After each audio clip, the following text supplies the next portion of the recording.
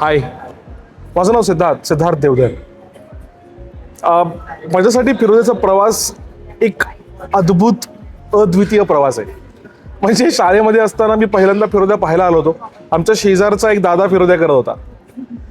तेव्हा शाळेमध्ये असताना असं वाटलं होतं की एकदा फिरोद्यामध्ये सहभागी व्हावं. मग कॉलेजमध्ये गेलो. जवळपास 7 वर्ष कॉलेजमध्ये होतो, मास्टर्स सकट. 7ही वर्ष फिरोद्या केलं. म्हणजे प्रेक्षक म्हणून जेव्हा फिरोद्या बघतो तेव्हा आस लागली होती स्पर्धक म्हणून किंवा सादरकर्ता म्हणून या स्पर्धेमध्ये भाग घ्यावा. आणि जेव्हा सादरकर्ता झालो तेव्हा परीक्षकांच्या मनात काय असतं, ते कसं बघतात नाटक. तर यावर्षी कर्मधर्म संयोगाने मी प्री प्रायमरी राऊंडचा म्हणजे पूर्व प्राथमिक फेरीचा परीक्षक म्हणून सुद्धा काम केलं. तर ह्या सगळ्या फिरोदिया करंडक या विश्वाचा it is itself a world, right. ह्या विश्वाचा विचार करत असताना मी अशा पद्धतीने विचार करतो की एक अगस्तो बॉलचं खूप इम्पॉर्टंट स्टेटमेंट आहे. अगस्तो बॉल यांनी थिएटर ऑफ ऑपरेस्ट मध्ये खूप मोठं काम केलंय. त्यांचं एक खूप इम्पॉर्टंट स्टेटमेंट आहे की एम्पथी ही जेव्हा आपण बोलून दाखवतो किंवा सादर करतो तेव्हा समोरच्याला कळते की ती एम्पथेटिक भूमिका म्हणजे काय. म्हणजे त्याच्यामध्ये सर्जनशीलता कलाकारामधली वाढण्याकरता त्याला ती कला सर्जनशीलता म्हणजे इनोव्हेशन किंवा एक माझा विचार मांडण्याची पद्धत हे वाढण्याकरता किंवा हे समजण्याकरता की माझी भूमिका काय ती कला सादरच व्हावी लागते. आणि मला असं वाटतं की फिरोदिया करंडक किंवा अशा स्पर्धा हे त्याचं एक उत्तम माध्यम आहे जिथे एका स्टुडंट स्टेजमध्ये माझ्यामध्ये कुठल्या पद्धतीच्या संवेदना आहेत, माझं भावनिक विश्व मी कसं एम्पॉवर करू शकतो, माझ्या भावनिक विश्वाला कसं व्यक्त करू शकतो, ह्याची तालीम, याची रिहर्सल, ह्याचा एक अनुभव स्वतः घेतो मी आणि प्रेक्षक म्हणून प्रेक्षकांनाही देतो.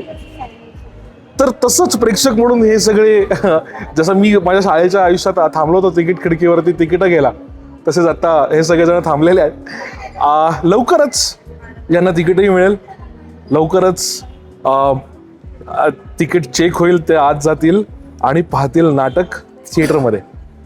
चला तर मग आपण पण पाहूयात आजचा पहिला प्रयोग. तर आजचा दिवस 4था तारीख आहे 14 फेब्रुवारी. ह्या 4थ्या दिवसातलं पहिलं सत्र सुरू होत आहे आणि त्या पहिल्या सत्रातलं पहिलं नाटक आहे PICT म्हणजे Pune institute of computer technology. नाटकाचं नाव आहे तू है कहा. चला तर मग शोधूयात स्वतःला तू है कहा.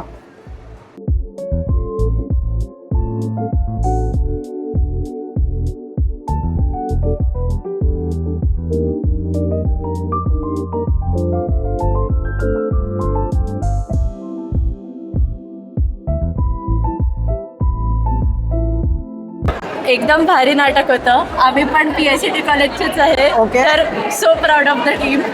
Overall, the theme, of course, it was really good.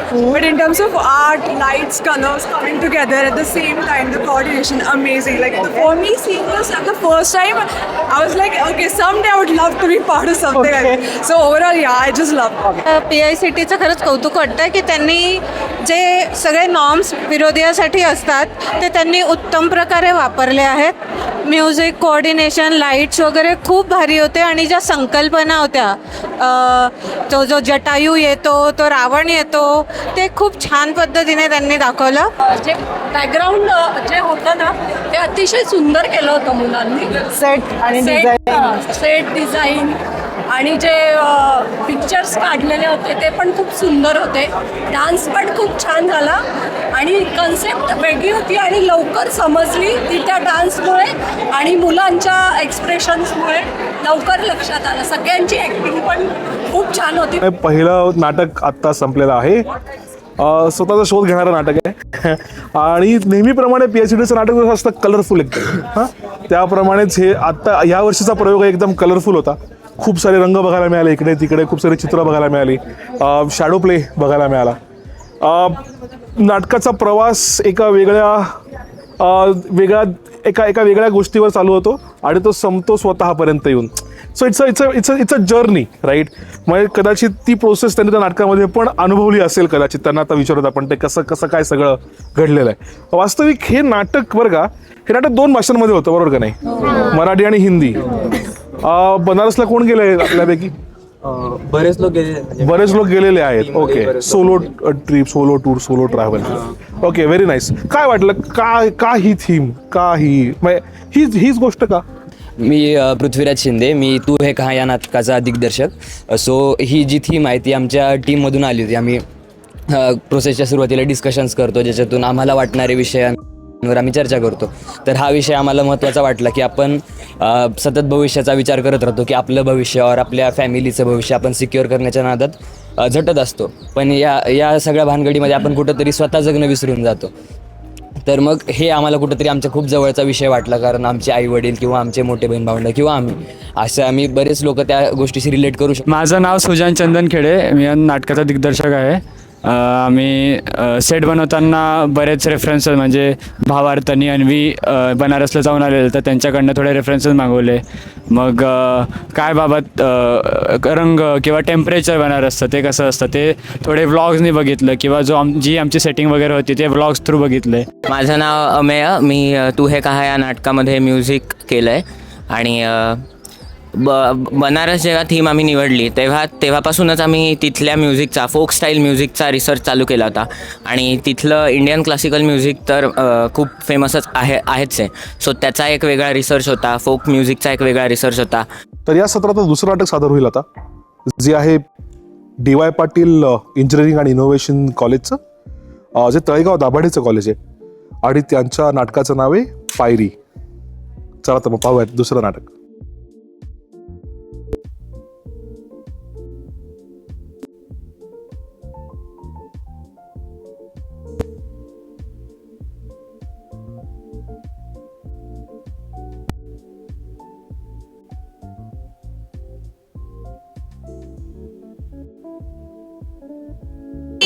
खूप छान झाला प्रयोग, मला खूप आवडला.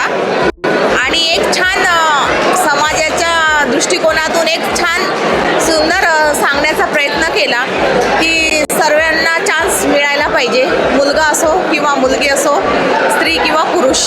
नाटकाची स्टोरी लाईन खूप सुंदर होती, खूप छान स्टोरी त्यांनी सांगितली. त्यांनी स्त्रियांचं रंगमंचावर कसं आगमन झालं, कसं स्टार्टिंग झालं हे खूप छान समजवलं. खूप युनिक होतं, म्हणजे जे त्यांनी म्हणजे जे त्यांनी आर्ट वर्क वगैरे केलं, कसे आले, काय केलं, खूप सुंदरपणे सादर केलेलं आहे. आत्ताच आपण फिरोदिया करंडक ह्याच्यात DY Patil college of engineering Varale campus याची पायरी नावाची एकांकिका बघितली, आणि आता आपण थोडंसं टीमसोबत गप्पा मारूयात. ओके, सो या नाटकाचं दिग्दर्शन आणि लेखन कोणी केलं होतं, आणि तुम्हाला ही कॉन्सेप्ट कशी सुचली, तुमची प्रोसेस काय होती, त्याच्याबद्दल थोडंसं ऐकायला आवडेल. माझं नाव विशाल नेटके, मी या एकांकिकेचा रायटर आहे. कॉन्सेप्ट अशी होती की खरं तर रंगभूमीवर स्त्रिया कशा आल्या हे दाखवायचं होतं, आणि त्यांचा जो स्ट्रगल आहे दुर्गाबाई आणि कमलाबाईंचा, हे खरं तर पोर्ट्रेट करायचा होता, जे की माझ्या मते एक 100% देऊ जे की झाला आहे. आणि दुर्गाबाई आणि कमलाबाई यांनी किती स्ट्रगल घेतला स्त्रियांना जागा निर्माण करण्यासाठी रंगभूमीवर, आणि त्यांनी कशी पायरी तयार केली ज्यामुळे स्त्रिया ज्या आहेत रंगभूमीवर येऊ शकतील. सो स्त्रिया रंगमंचावरती कशा आल्या, किंवा त्यांना रंगमंचावरती येण्यासाठी कुठल्या तरी एका स्त्रीने काहीतरी खस्ता सोचल्या असतील, त्या खस्ता किती डिरेक्टली आपण लोकांच्या टचपर्यंत पोचवू शकतो, म्हणजे त्यांच्या हृदयापर्यंत पोचवू शकतो, एवढाच माझा मेन मोटिव्ह होता डिरेक्शन करताना. 14 तारखेच्या पहिल्या सत्रामधलं दुसरं नाटक होतं पायरी नावाचं. DY Patil college of engineering आणि इनोव्हेशन, तळेगाव दाभाड्याचं एक कॉलेज आहे, त्यांनी परफॉर्मन्स केला. हे नाटक भाष्य करतं जेव्हा पुरुष स्त्री पार्टी करायचे, स्त्रीची भूमिका करायची पिक्चरमध्ये, तेव्हा एका महिलेला स्त्री पार्टी करण्याकरता किती त्रास भोगायला लागले असतील, किंवा एक महिला जेव्हा अभिनयाच्या क्षेत्राकडे वळते तेव्हा तिला किती स्ट्रगल करायला लागले, समाजाने तिला कसं बघितलं, या विषयावरती भाष्य करणारं नाटक आहे. फार सुंदर लिखाण पण फार छान आहे नाटकाचं.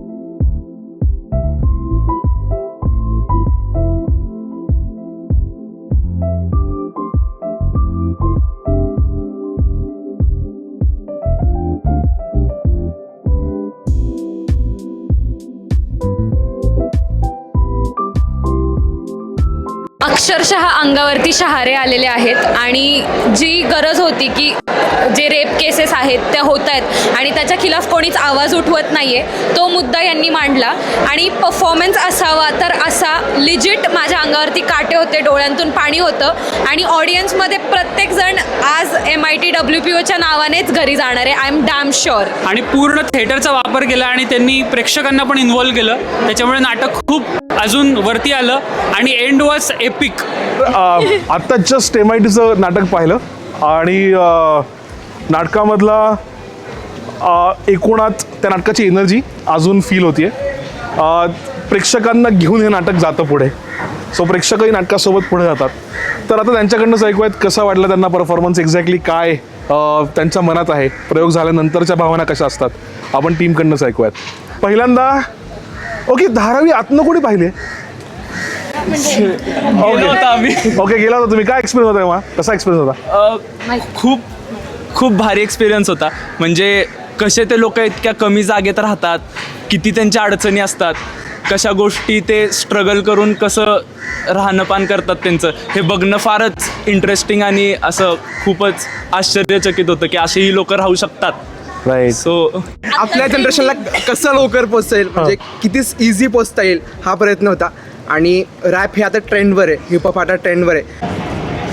तर ही 3 नाटकं तुम्ही या व्लॉगच्या माध्यमातून पाहिली, या व्हिडिओच्या माध्यमातून पाहिलीत. पुढच्या सत्रामध्ये आपण नक्की भेटूयात. लवकरच त्याचाही व्हिडिओ तुम्हाला यूट्यूबवरती बघायला मिळेल.